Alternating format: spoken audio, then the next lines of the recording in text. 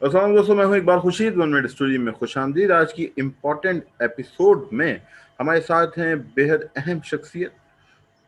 वैसे तो अदब उनका बुनियादी हवाला है, अदबिस्तान के नाम से एक चैनल भी रन करते हैं, कई किताबों के मुसन्निफ हैं, कॉलम निगार हैं, सफरनामा नवीस है। मगर उनकी एक नई जहद जो ज़ेर बहस है हमारे देखने वालों में, खुद उनके चैनल पे भी, वो है पामिस्ट्री में, यानी दस्त शनासी में उनकी गिरफ्त, उनका तजुर्बा। और उन्होंने गुज़िश्ता दिनों हमारे साथ एक गुफ्तगू की थी इमरान खान के मुस्तकबिल से मुतालिक। सेनेट के इलेक्शन से पहले जो एतमाद का वोट लिया इमरान खान, उससे पहले, और उसमें रजा सिद्दीकी साहब ने जो बातें कहीं वो लफ्ज़ ब लफ्ज़ दुरुस्त साबित हुई। उस वीडियो को अगर आप देखना चाहते हैं तो ऊपर आपको लिंक दिखाई दे रहा है, आप उस पर क्लिक करके उस वीडियो को भी देख सकते हैं। और आज भी हम इसी मुद्दे पे उनके तजुर्बे, उनकी सलाहियतों से इस्तिफादा करेंगे। सबसे पहले रजा भाई, खुश आमदीद। बहुत शुक्रिया इकबाल भाई, बहुत शुक्रिया।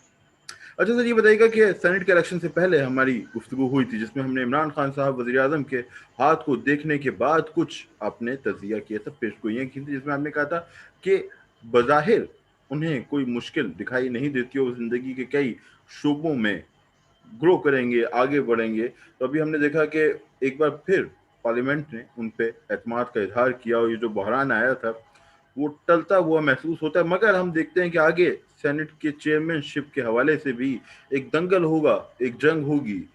क्या तजुर्बा आपका बताता है, इमरान खान साहब के हाथों की लकीरें आपको क्या बताती हैं कि अब आने वाले दिनों देखिए में? देखिए इकबाल भाई, मसला ये है कि एक पहली बात तो मैं आपको वो कह दूं कि आपको ये पता है कि मैं कोई प्रोफेशनल पामिस्ट नहीं हूँ, बिल्कुल। पामिस्ट एस्ट्रोलॉजर हूँ। लेकिन मेरा अपना देखने का, चीज़ों का अपना स्टाइल है। मैं दो दो तीन चीज़ों को मिक्स करके देखता हूँ। पहली बात तो ये कि एक, मैं हाथ को देखने के बाद सिर्फ इस पे इक्तफा नहीं करता, मैं उस शख्सियत और उसके हवाले से जायचा बनाकर उसको साथ मिलाने के बाद कोई बात करता हूँ। मैं इंडियन माइथोलॉजी को या इंडियन पामिस्ट्री को देख के, जो यहाँ के हमारे जो मुल्क में जो कुछ हो रहा है वो उसको देखते हैं, वहाँ से उठाते हैं और उसके बाद जो है ना गुफ्तगू शुरू कर देते हैं। और कभी किसी ने ये देखने की कोशिश नहीं की कि आया जो कुछ उन्होंने कहा वो सही साबित भी हुआ या नहीं।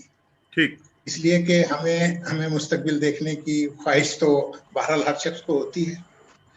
अच्छा, जहाँ तक मैं देखता हूँ इसके हवाले से जो इनकी गुफ्तगू हुई है या जो कुछ यूसुफ रजा गिलानी जीते हैं, एक तो मैं इससे कता नजर कि ये क्या है, मैं आपको एक बात बता दूं कि यूसुफ रजा गिलानी मेरे क्लास फेलो हैं। वाह। तो इसलिए मैं कोई इस हवाले से ये बात नहीं कर रहा, लेकिन जो कुछ हुआ वो ठीक नहीं हुआ। अगर पैसा चला है तो ठीक नहीं चला। सियासत को सियासत रहना चाहिए। इमरान खान की जो मैंने अब तक जो प्लेनेट के हवाले से जो कुछ देखा हाथों से कता नजर, उसके मुताबिक मुझे ये नजर आ रहा था कि जो जो ये जो सेनेट का इलेक्शन है, इसमें अक्सरियती पार्टी जो है वो पीटीआई होगी, लेकिन जो सेनेट का चेयरमैन है वो पीपल्स पार्टी का होगा। ठीक है। तो इस तरह तो आप प्रेडिक्ट कर रहे हैं एक तरह से कि यूसुफ रजा गिलानी चेयरमैन सेनेट बन सकते हैं? नहीं, कोई जरूरी नहीं है कि वो यूसुफ रजा गिलानी को वो बनाए, क्योंकि ये देखना ये पड़ेगा कि इस जगह पे उन्होंने एक मोहरा इस्तेमाल कर लिया है, आगे वो किसको इस्तेमाल करते हैं। आया वो सिंजरानी के मुकाबले में यूसुफ रजा गिलानी वो अपनी सियासत इस्तेमाल कर सकेंगे? बुनियादी तौर पे तो ये सियासत सारी की सारी जो है वो जरदारी साहब की सियासत है। अब मैं जो कुछ देखता हूँ हाथ के हवाले से, मैंने पिछले प्रोग्राम में भी आपको इमरान खान के हवाले से कहा था कि वो लंबी इनिंग खेलेंगे, और वो जो मैंने हाथ की रीडिंग आपको बताई थी, वो मैंने सिर्फ हाथ की रीडिंग के हवाले से नहीं थी, आपने जायचा भी देखा था? बल्कि मैंने उनके जायचे को मद्देनजर रखा था। इमरान खान के जायचे में जो प्लैनेट्स हैं, इनका इन्फ्लुएंस चल रहा है। उनके जायचे में जुपिटर जो है वो बड़ा स्ट्रॉन्ग है, जो मेरे हिसाब से उनको 2031 तक इक़्तिदार में रखेगा। अच्छा। मार्स जो है वो जुपिटर के घर में है, और जुपिटर जो है वो मार्स के घर में बैठा हुआ है। और इसीलिए जो है इमरान खान स्ट्रांग है। अच्छा, ये आपने कहा कि बहुत तवील दौरानिया है, आपके ख्याल में पाकिस्तान में अब तक ऐसा नहीं हुआ कि किसी एक सियासी जमात ने या एक शख्स ने 2 बारियां ली हों, तो आप समझते हैं कि क्या इमरान खान पाकिस्तान की तारीख को बदल देंगे इन मानों में कि वो 2 बार वज़ीर आज़म बनेंगे लगातार? देखिए अभी जो है ना, अभी जो मई है, 22 मई तक जो है ना, ये बड़ी मुश्किलात का दौर है इमरान खान के लिए भी और अपोजिशन के लिए भी। ये जो सितारे हैं ये इस तरह एक दूसरे में पे नजर किए हुए हैं कि इसमें हमें कोई कुछ नजर नहीं आ रहा कि ये क्या है। लेकिन एक बात बड़ी क्लियर है कि ये गवर्नमेंट जाने वाली नहीं है। ठीक है। नंबर एक। अच्छा, इस वक्त सियासत में जो है वो आपका जो पसंदीदा शख्सियत है सियासत की, पंजाब के वजीर सरदार आला उस्मान बुज़दार बुज़दार साहब हैं, उनके सितारे जरा गर्दिश में हैं। अच्छा, ये सितारे जो हैं ये उस्मान बुज़दार को गरूब कर देंगे। आपके ख्याल में उन्हें उनके जाने का लिए वक्त आ गया है? जी, उनके लिए मुश्किल वक्त है, हो सकता है वो अपने ओहदे पर ना रहें।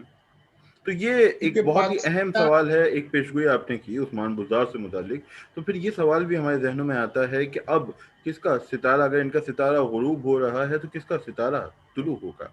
कौन बन सकता नहीं है अगला देखिए, वज़ीर आला पंजाब? देखिए कोई जो इस इस तरह का वक्त नाम भी है आपके देखिए ज़हन में? इस नहीं देखिए इस वक्त जो जो ये एक बात तो बड़ी क्लियर है कि ये जो है पंजाब की गवर्नमेंट उसमें ये पीटीआई से बाहर नहीं जाएगी। ठीक है। ये तब्दीली जो है ये हो सकता है कि इनसे इस्तीफा ले लिया जाए, इनकी जगह जो मैं कल यही देख रहा था इनके सितारों को और इमरान खान की जो सिचुएशन है, तो उससे जो अंदाजा ये होता था कि जो इनके हवारी हैं, इत्तेहादी हैं, बुनियादी तौर पे इमरान खान उनसे निकलने की कोशिश भी करना चाहें तो नहीं निकल पा रहे सही, हैं। जैसे मुस्लिम तो लीग काफ इसलिए है या एमक्यूएम है। हाँ, अब ये हो सकता है कि पंजाब में जो है जो आपके स्पीकर हैं परवेज इलाही साहब, सही। हो सकता है कि वो अपने लिए या तो अपने लिए जो है वजारत आला मांग लें या जो इनका भतीजा है उसके लिए जो है वजारत आला मांग लें। लेकिन जो जो है जो नून लीग है उसे यहाँ पे कुछ मिलने वाला नहीं है। कुछ मिलने वाला नहीं है, पंजाब की हुकूमत को क्योंकि कुछ मिलने वाला नहीं है। पीटीआई जो, हाँ जी, लाहौर जो पंजाब की है गवर्नमेंट, इसमें इनको कुछ मिलने वाला मुझे नहीं लगता।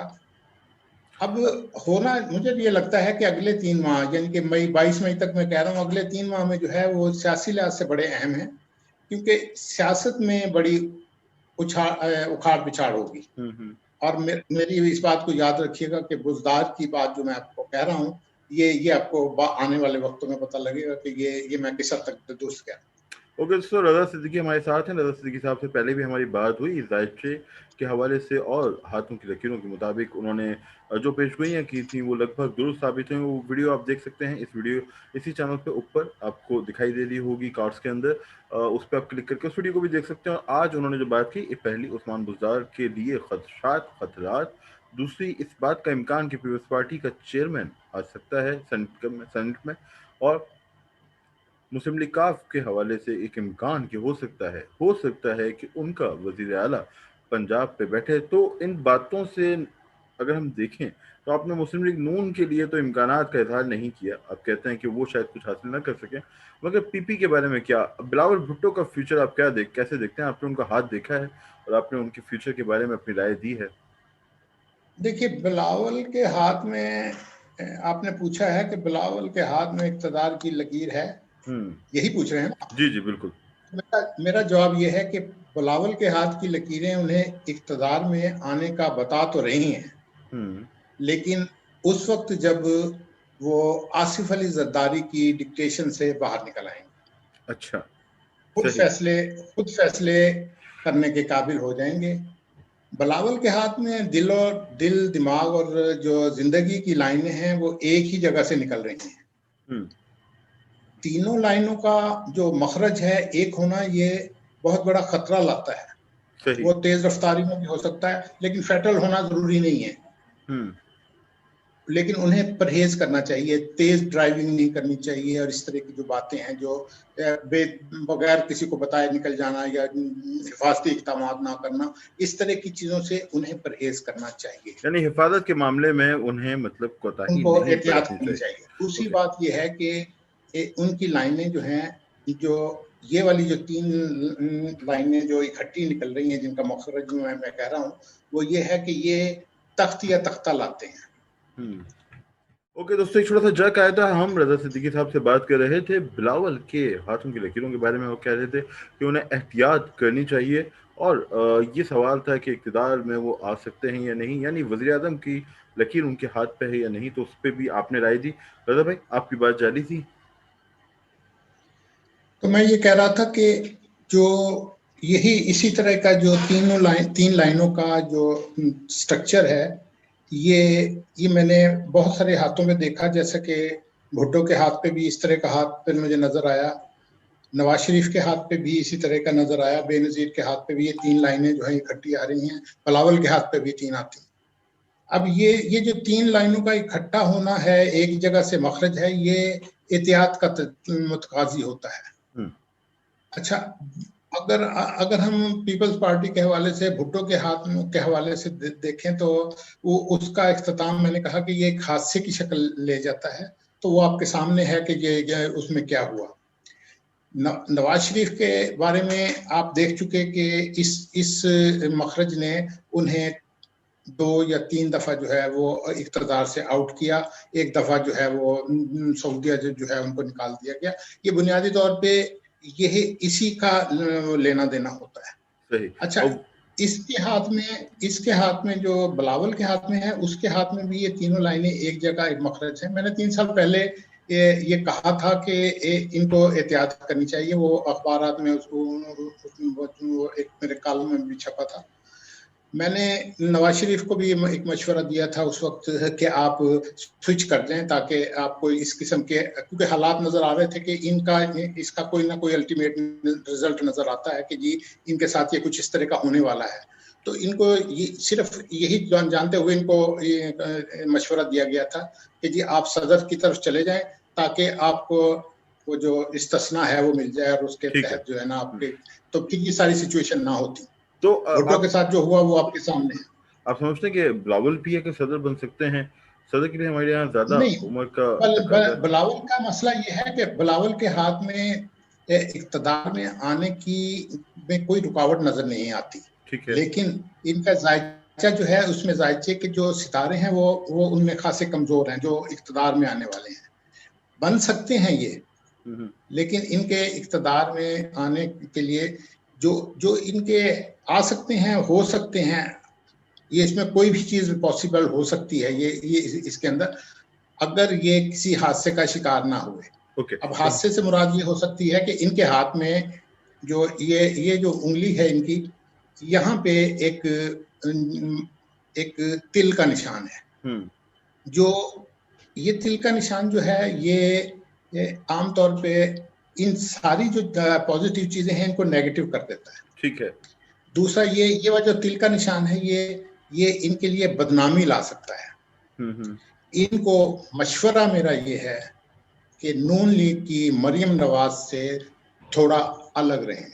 ठीक है। हमजा के साथ इसको करने के लिए कोई वो हर्ज नहीं है, लेकिन जिस किस्म की नून लीग की सियासत है वीडियो स्कैंडल्स की, ये किसी खतरनाक स्कैंडल में फंस सकते हैं। ये आपने एक बहुत ही अहम बात की, जो कि हसास भी है और इस पर बात भी हो सकती है। अच्छा, हम बात पलटते हैं वापस वज़ीर आज़म इमरान खान की तरफ। मई तक आपने कहा हालात कठिन है। इन हाउस तब्दीली की भी लोग बात करते हैं। शाह महमूद कुरैशी, बल्कि जब से ये हुकूमत आई है, शाह महमूद कुरैशी का नाम लिया जाता है कि अगर इन हाउस तब्दीली है तो शाह महमूद कुरैशी वज़ीर आज़म हो जाएंगे। आप देखते हैं इन हाउस तब्दीली का कोई इम्कान है, या आप समझते हैं कि ये बस अपोजिशन की ख्वाहिश है? नहीं, देखें, मैंने एक वीडियो इनके हाथ को देखते हुए, जो शाह महमूद कुरैशी के है, वो मेरे चैनल पे पड़ी हुई है। मैंने इनको कहा था कि वो उनके एक हाथ पे जो है ना वो सिंगल लाइन है और दूसरे हाथ पे जो है उनके दो लाइनें हैं और उनके दरमियान जो है वो फासला बहुत कम है। ऐसा ऐसा बंदा जो है वो बड़ी कैलकुलेटेड गेम खेलता है। तो जो उसमें मेरा एंड जो था, उसमें जो मैंने उनको कहा था वो ये है कि उसका जिस कह लें कि जो मैंने निकाला था कि ये इमरान खान के लिए इन हाउस अगर कोई तब्दीली होती है तो वो खतरनाक हो सकती है। लेकिन अभी चूंकि मेरे हिसाब से, हाँ, लेकिन मेरे ख्याल से अभी चूंकि इमरान खान को 31 तक कोई खतरा नहीं है, तो ये एज सच कोई इतना, हाँ, ये जो सियासत चल रही है ना, यूसुफ रजा गिलानी के लिहाज से मुल्तान के रेफरेंस से, जो उस पंजाब के रेफरेंस से जो सियासत है, उसमें अगर कोई वहां की पॉलिटिक्स के लिहाज से कोई लेन देन हो जाता है शाह महमूद कुरैशी और इनके दरमियान, ये मखदूमों की सियासत जो है, ये भी बड़ी पीरों की सियासत भी बड़ी अजीबोगरीब होती है।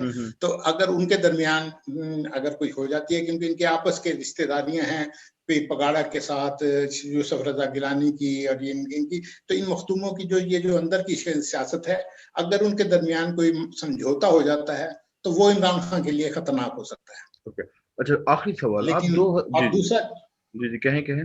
दूसरा जो है कि इमरान खान को जो मेरे लिहाज से जो दूसरा खतरा है वो है इसके इत्तेहादियों से, और ऐसे इत्तेहादी जो कराची से ताल्लुक रखते हैं। आप चूंकि कराची से हैं इसलिए मैं ये कहना नहीं चाहता था, लेकिन ये मुझे जो नजर आता है ना वो ये है कि कराची के जो इनके इत्तेहादी हैं, मसलन एमक्यूएम को कह लें, मैं सीधा नाम नहीं लेना चाहता था, लेकिन एमक्यूएम मौजूद है। एमक्यूएम जो है उसका हमेशा से डोल करैक्टर रहा है। उन्होंने तो अगर उनको इमरान खान से बेहतर मुफाद दूसरी तरफ से मिला तो वो इसका साथ छोड़ देंगे।